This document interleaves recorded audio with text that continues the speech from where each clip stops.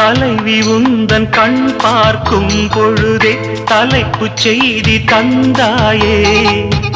தலைப்புச் செய்தி புரியாமல் தவித்தே தலைப்பை கையில் தந்தாயே.